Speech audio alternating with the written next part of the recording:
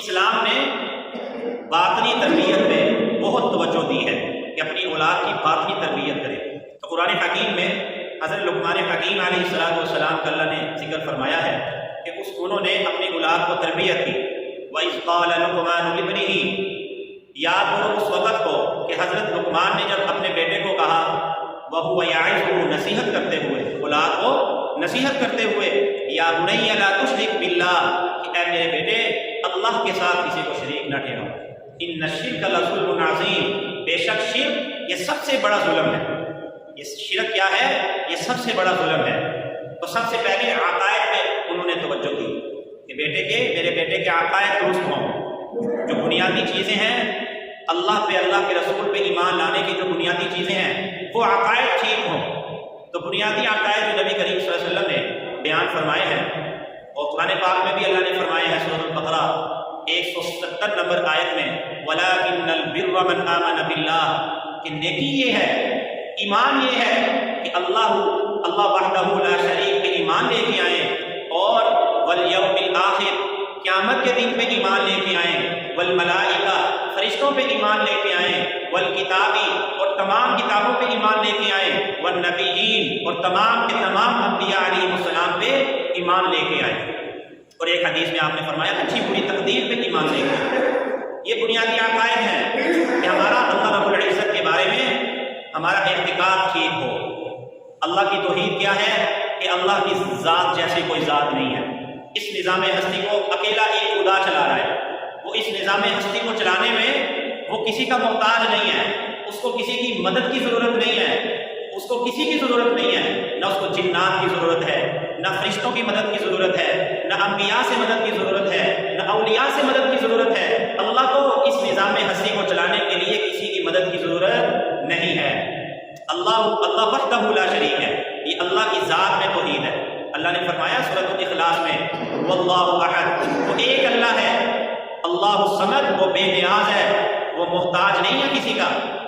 اس کو یہ سارا نظام چلانے میں، یہ خلا کا نظام ہے، انسانوں کا نظام ہے، اور کائنات سے، آسمانوں سے اوپر، زمین سے نیچے کتنی مخلوقات ہیں اللہ تبارک و تعالیٰ کی، یہ ساری مخلوقات، یہ سارا نظام، یہ سارا سسٹم اللہ اکیلے چلا رہے ہیں۔ اور فرمایا لم یلد ولم یولد، وہ اولاد نہیں ہے کسی کی، اس کی بھی اولاد نہیں ہے۔ عیسائیوں نے کہا کہ حضرت عیسیٰ اللہ کے بیٹے ہیں، تو بیٹا تو باپ کا جز ہوتا ہے، باپ کے جسم کا جز ہوتا ہے۔ تو اگر اللہ کی اولاد کہیں کہ اللہ کے بیٹے ہیں، اللہ کی اولاد ہے، تو یہ بھی اللہ کے برابر ہم نے کسی کو ٹھہرا دیا۔ تو اللہ نے فرمایا کہ اللہ کی اولاد نہیں ہے، وہ بھی کسی کی اولاد نہیں ہے، اس کو ان چیزوں کی ضرورت ہی نہیں ہے، اس کی بیوی نہیں ہے۔ انسان کو اللہ تبارک و تعالیٰ کے متعلق وہ خیال نہیں رکھنا چاہیے جو اپنے متعلق ہے۔ اللہ تعالیٰ قرآن پاک میں آیت الکرسی میں فرماتے ہیں لا تأخذہ سنۃ ولا نوم، کہ انسان کا جسم ایسا ہے کہ اگر وہ سوئے نہ، وہ نیند نہ کرے تو جسم بیکار ہے، کوئی کام نہیں کر سکتا۔ تو اللہ نے فرمایا وجعلنا نومکم سباتا، ہم نے تمہاری یہ نیند جو بنائی ہے تمہارے لیے راحت کی چیز ہے۔ تو اللہ فرماتے ہیں مجھے تو نیند دور کی بات ہے، اونگ تک نہیں آتی، اونگ تک نہیں آتی اللہ رب العزت کو۔ تو اللہ نے فرمایا وَلَمْ يَكُنْ لَهُ كُفُوًا أَحَدٌ، اس کا کوئی ہمسر نہیں ہے، ہم پلہ نہیں ہے، ہم شریک نہیں ہے، کہ اللہ کی ذات ایک ہے۔ دوسرا ہے صفات میں، کہ اللہ کی جیسی صفات ہیں اس جیسی صفات کسی میں نہیں ہے، کہ اللہ تبارک و تعالیٰ خالق ہے، پیدا کرنے والا ہے۔ انسانوں کی کتنی پیدائشیں ہوتی ہیں روزانہ، یہ اللہ پیدا کر رہے ہیں۔ حشرات، کیڑے مکوڑے روزانہ پیدا ہو رہے ہیں، اللہ پیدا کر رہے ہیں۔ جانور، پرندے، اور نہ جانے سمندری مخلوقات جو ہم نہیں جانتے، سب کو اللہ تبارک و تعالیٰ پیدا کر رہے ہیں۔ ایسا خالق ہے، اللہ کے جیسا کوئی پیدا کرنے والا نہیں ہے۔ پھر خالق ہونے کے بعد وہ رب العالمین ہے، پالتا بھی ہے۔ اللہ کیا کرتے ہیں؟ پالتے بھی ہیں۔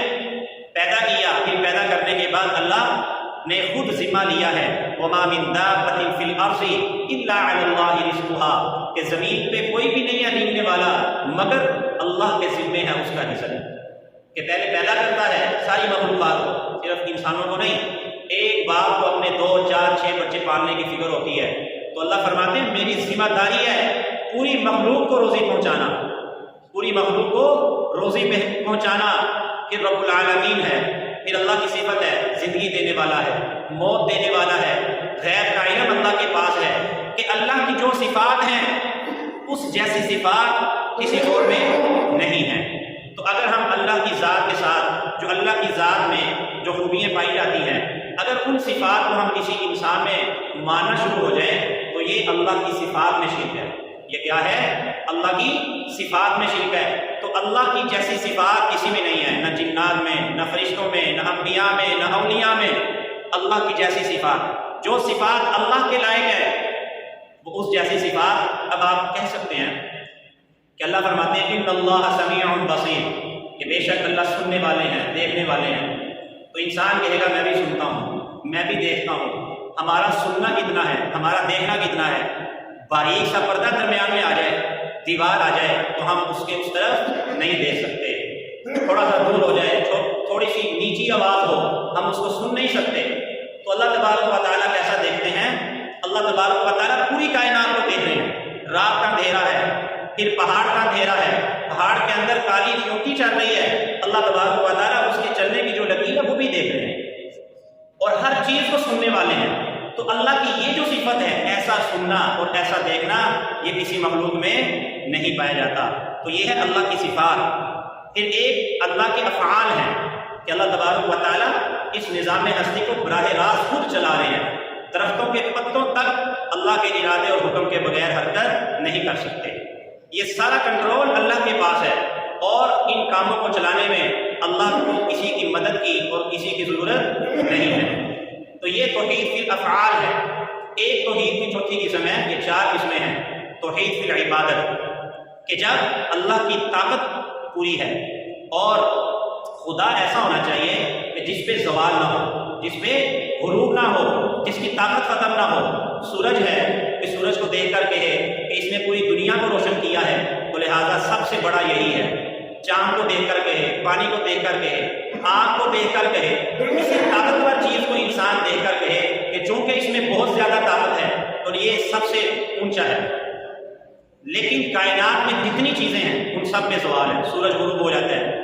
چاند کے بارے میں اللہ فرماتے ہیں اتنا گڑتا گڑتا، سورہ یاسین میں فرماتے ہیں کالعرجون القدیم، وہ ایسے ہو جاتا ہے جیسے کھجور کی پرانی ٹہنی، پرانی سوکھی ہوئی ٹہنی کی طرح ہو جاتا ہے۔ تو ساری چیزوں کو زوال ہے۔ خدا وہ ہونا چاہیے جس کی طاقت کمپلیٹ ہو اور اس پہ زوال نہ ہو۔ تو اللہ فرماتے ہیں هو الاول، میں شروع سے ہوں، ہمیشہ رہوں گا، میں باطن بھی ہوں، ظاہر بھی ہوں۔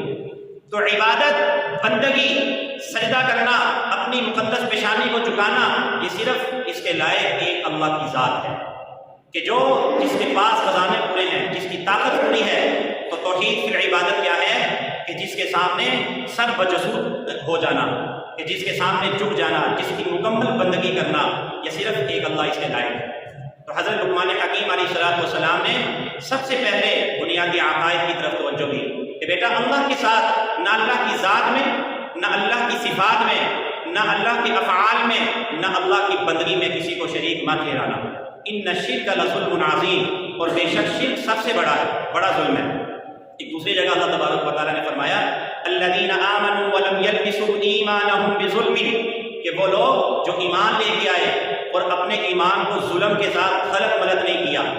صحابہ اکرام پریشان ہو گئے، اس آیت کے نازل ہونے سے گھبرا گئے، نبی کریم صلی اللہ علیہ وسلم کی خدمت میں پہنچے، عرض کیا یا رسول اللہ، ہم انسان ہیں، غلطی کے پتلے ہیں، غلطیاں ہوتی رہتی ہیں۔ تو اللہ نے فرمایا کہ اپنے ایمان کو ظلم کے ساتھ خلط ملط نہ کرنا۔ ہم سے تو ظلم ہوتے رہتے ہیں۔ تو نبی کریم صلی اللہ علیہ وسلم نے فرمایا لیس کذالک، کہ وہ چیز نہیں ہے جو تم نے سمجھا ہے۔ ظلم سے مراد جو سورہ لقمان میں اللہ نے فرمایا ہے لا تشرک باللہ ان الشرک لظلم عظیم، ظلم سے مراد شرک ہے کہ اپنے ایمان کو شرک کے ساتھ خلط ملط نہ کرنا، کہ جس نے اپنے ایمان کو، اللہ پہ بھی ایمان ہے اور دوسری چیزوں پہ بھی ایمان ہے، دوسری چیزوں کو ذات میں، صفات میں اللہ کے برابر کر دیا ہے، تو اللہ فرماتے ہیں کہ ان لوگوں پہ میرا قہر اترے گا، ان پہ میرا غضب اترے گا۔ ان الشرک لظلم عظیم، کہ شرک سب سے بڑا ظلم ہے۔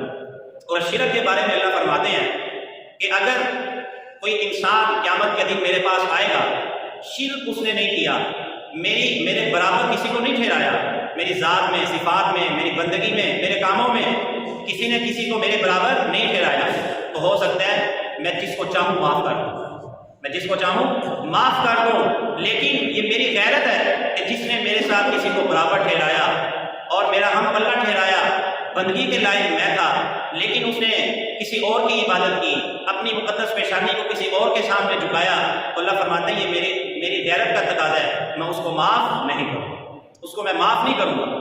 تو جب میرے پاس آؤ تب آؤ، تمہیں موت تب آئے کہ تم کیا ہو جاؤ، فلا تموتن الا وانتم مسلمون، کہ اپنے پروردگار کے سچے پکے اور مخلص فرمانبردار بن کے میرے پاس ہو۔ اللہ تبارک و تعالی ہمیں صحیح طریقے سے سمجھنے کی اور اس پر عمل کرنے کی توفیق عطا فرمائے۔ وما علینا